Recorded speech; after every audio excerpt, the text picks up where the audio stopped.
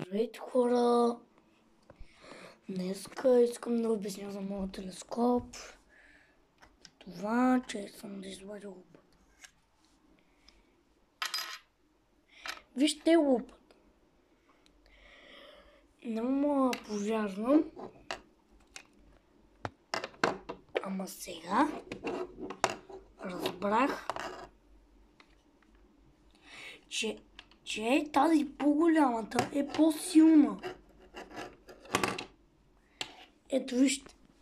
Ета голямата е най-силна, нали? Ета е най-слабата. А не, тая беше най-слабата, да. Тая е най-слабата. А тази е така най-слабата, да. Тук е това увеличаване на 1 метър и няколко. Не знам. Така. Погледнем вътре, нищо няма да видим. Въпреки аз имам с телефон. Лупички тук има. Че да започнем с самия телескоп. Това е телескоп. Той изглежда много малък, нали? Да, ама не е толкова, колкото го мислят всички.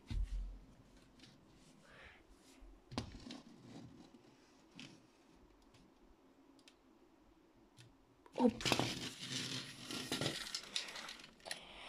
Скара го. Фана. Тук лупата, кой не има тук. С една ръка е доста трудно. Така. Дигнах го. Трябва да го разполя. И вижте, от малък стана мега голям. О, не. А сега е по-добре. Тук, както виждате, има джаджи, маджи. Не чак джаджи, де. Ако е интересно, може да погледнем и през това. Що не се вижда, представя сигурно, нали? А не представя се вижда, вау. За първи път така ми става. Не знам, ама тук след това, като го отворим, може да отвиеме това. Чай, как се отвиваш?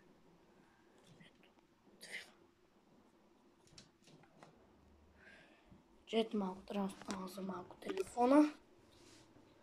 Ама, като го направя, ще ви кажа едно нещо. Този телескоп...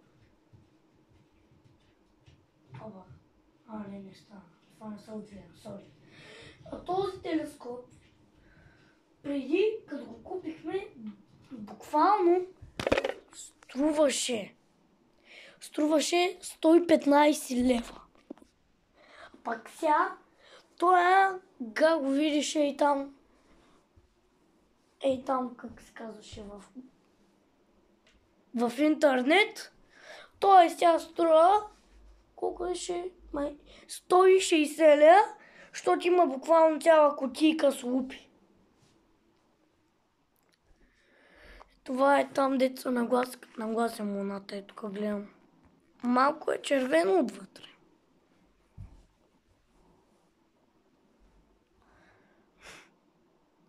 Така се казва телескопа. Кой е добре тук?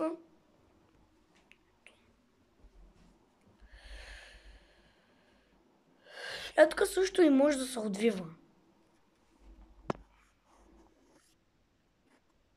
Така и без лупа. Всъщност и това предното стъкло увеличава. Да, и то увеличава. И хора, мисля, че това е края на видеото. Абонирайте се на канала ми. Слагайте лайк. И ако се намерят 1000 лайка, ще снимам още едно видео, Обаче не за телескопа, а за други неща, части от телескопа. Това беше от мен. Аз казвам Митко и чао!